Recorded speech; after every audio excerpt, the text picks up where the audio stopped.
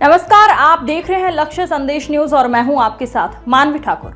मुख्यमंत्री विष्णुदेव साय की अध्यक्षता में हुई मंत्री परिषद की बैठक के अहम फैसलों की जानकारी उप मुख्यमंत्री अरुण साव ने प्रेस वार्ता में मीडिया को दी। उन्होंने कहा कि सरकार के ये फैसले बिजली उद्योग, निवेश, शिक्षा, व्यापार और सुशासन के क्षेत्र में बड़ा बदलाव लाएंगे। देखिए ये रिपोर्ट। मुख्यमंत्री विष्णुदेव साय की अध्यक्षता में हुई मंत्री परिषद की बैठक के बाद उप मुख्यमंत्री अरुण साव ने प्रेस वार्ता कर मीडिया को कैबिनेट की महत्वपूर्ण निर्णयों की विस्तार से जानकारी दी। प्रेस वार्ता में उप मुख्यमंत्री अरुण साव ने बताया कि राज्य सरकार ने बिजली व्यवस्था को और अधिक मजबूत बनाने के लिए डायरेक्ट डेबिट मैंडेट व्यवस्था लागू करने का फैसला किया है, जिससे एनटीपीसी सहित केंद्रीय विद्युत उपक्रमों से निर्बाध बिजली आपूर्ति सुनिश्चित होगी और राज्य पर कोई अतिरिक्त वित्तीय भार नहीं आएगा। उन्होंने बताया कि उद्योग और निवेश को बढ़ावा देने के लिए औद्योगिक निवेश प्रोत्साहन संशोधन तथा ईज ऑफ डूइंग बिजनेस विधेयक को मंजूरी दी गई है। इसके तहत स्वप्रमाणीकरण, डीम्ड परमिशन, जोखिम आधारित निरीक्षण और डिजिटल प्रक्रियाओं जैसी सुविधाएं लागू होंगी, जिससे उद्योग स्थापित करना आसान होगा और रोजगार के नए अवसर पैदा होंगे।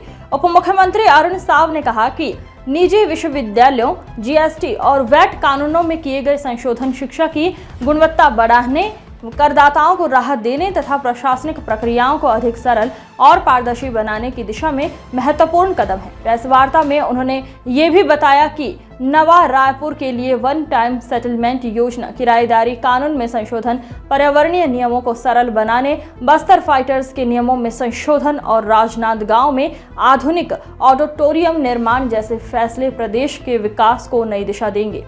उप मुख्यमंत्री अरुण साव ने कहा कि राज्य सरकार का लक्ष्य तेज विकास, बेहतर सुशासन, निवेश को बढ़ावा और युवाओं के लिए अधिक रोजगार के अवसर उपलब्ध कराना है। उन्होंने विश्वास जताया है कि मंत्री परिषद के ये निर्णय छत्तीसगढ़ को विकास की नई ऊंचाइयों तक पहुंचाने में महत्वपूर्ण भूमिका निभाएंगे। ब्यूरो रिपोर्ट, ध्रुव चंद्रा, बिलासपुर, छत्तीसगढ़। आज मुख्यमंत्री श्री विष्णुदेव साय जी की अध्यक्षता में मंत्रालय में कैबिनेट की बैठक में कई महत्वपूर्ण निर्णय लिए गए। मंत्री परिषद ने Chhattisgarh state power distribution company द्वारा केंद्रीय सार्वजनिक क्षेत्र के विद्युत उपक्रमों से खरीदी जा रही बिजली के भुगतान की सुरक्षा के लिए वर्तमान त्रिपक्षीय अनुबंध के स्थान पर भारतीय रिजर्व बैंक के दिशा निर्देशों के अनुरूप डायरेक्ट डेबिट मैंडेट व्यवस्था लागू किए जाने के प्रस्ताव को मंजूरी दी है। इस निर्णय से एनटीपीसी सहित अन्य पीएसयूज से विद्युत आपूर्ति की निरंतरता सुनिश्चित होगी तथा भुगतान सुरक्षा की व्यवस्था आरबीआई के वर्तमान प्रावधानों के अनुरूप हो सकेगी। राज्य शासन पर इससे कोई अतिरिक्त वित्तीय भार नहीं आएगा, क्योंकि वितरण कंपनी द्वारा भुगतान की व्यवस्था पूर्ववत रहेगी तथा आवश्यक होने पर पहले लेटर ऑफ क्रेडिट की व्यवस्था प्रभावी रहेगी। मंत्रिपरिषद की बैठक में छत्तीसगढ़ पुलिस विशेष कार्यपालिक बल बस्तर फाइटर आरक्षक सेवा भर्ती तथा सेवा शर्तें नियम 2026 में महत्वपूर्ण संशोधन को स्वीकृति दी गई है। इससे उनकी भर्ती का मार्ग प्रशस्त होगा और स्थानीय युवाओं को रोजगार के अवसर भी मिलेंगे। मंत्रिपरिषद द्वारा निजी विश्वविद्यालय स्थापना एवं संचालन संशोधन विधेयक 2026 के प्रारूप का अनुमोदन किया गया है। इस संशोधन में भारत सरकार के मंत्रिमंडल सचिवालय के विनियमन प्रकोष्ठ की अनुशंसाओं के अनुरूप निजी विश्वविद्यालयों की स्थापना संबंधी प्रावधानों को अधिक व्यवहारिक, गुणवत्तापूर्ण तथा समकालीन बनाया गया है। इसके तहत निजी विश्वविद्यालय की स्थापना के लिए विन्यास निधि के स्थान पर रक्षित निधि का प्रावधान लागू करने से अध्ययनरत छात्र छात्राओं के भविष्य को संवारने के लिए आवश्यक उपाय सुनिश्चित किए जा सकेंगे। इसमें आधारभूत अधोसंरचना, पुस्तकालय एवं अन्य सुविधाओं को यूजीसी एवं अन्य सक्षम नियामक संस्थाओं के मानकों के अनुरूप सुनिश्चित करने का प्रावधान किया गया है। इस संशोधन से राज्य में गुणवत्तापूर्ण उच्च शिक्षा संस्थानों को प्रोत्साहन मिलेगा।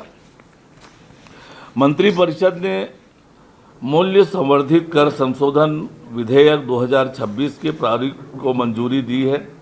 इस संशोधन के माध्यम से छत्तीसगढ़ वाणिज्य कर अधिकरण को समाप्त करने के साथ ही उससे संबंधित प्रावधानों में आवश्यक संशोधन किए जाएंगे।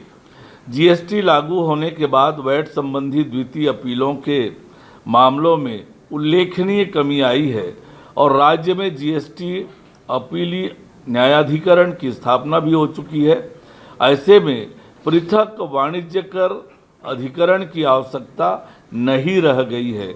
इस संशोधन के बाद अधिकरण में लंबित प्रकरणों का स्थानांतरण राजस्व मंडल को किया जाएगा, जिससे अपीलों के निराकरण की प्रक्रिया सुव्यवस्थित एवं अधिक प्रभावी हो सकेगी। मंत्रिपरिषद की बैठक में छत्तीसगढ़ माल एवं सेवा कर संशोधन विधेयक 2026 के प्रारूप को मंजूरी दी। इस संशोधन का उद्देश्य जीएसटी कानून को सरल बनाना, अनुपालन संबंधी प्रक्रियाओं को आसान बनाना तथा करदाताओं विशेषकर निर्यातकों, इन्वर्टेड ड्यूटी स्ट्रक्चर वाले उद्योगों के लिए रिफंड प्रक्रिया को तेज और पारदर्शी बनाना है। इससे कर प्रशासन अधिक प्रभावी होगा, करदाताओं को सुविधा मिलेगी, साथ ही राज्य के राजस्व में भी वृद्धि होगी। मंत्रिपरिषद ने छत्तीसगढ़ औद्योगिक निवेश प्रोत्साहन संशोधन विधेयक 2026 के प्रारूप को मंजूरी दी है। इस संशोधन का उद्देश्य राज्य में निवेश को बढ़ावा देना, उद्योगों के लिए अधिक अनुकूल वातावरण तैयार करना, निवेशकों को बेहतर सुविधाएं उपलब्ध कराना है। इस संशोधन विधेयक के प्रारूप को तैयार करने में अन्य अग्रणी राज्यों की औद्योगिक नीतियों का भी अध्ययन किया गया है। इससे निवेश प्रक्रिया अधिक प्रभावी और पारदर्शी बनेगी और औद्योगिक विकास को नई गति मिलेगी। मंत्रिपरिषद की बैठक में Chhattisgarh ease of doing business विनिमय मुक्ति एवं सुविधा विधेयक 2026 के प्रारूप को अनुमोदन किया गया है। इस विधेयक का उद्देश्य राज्य में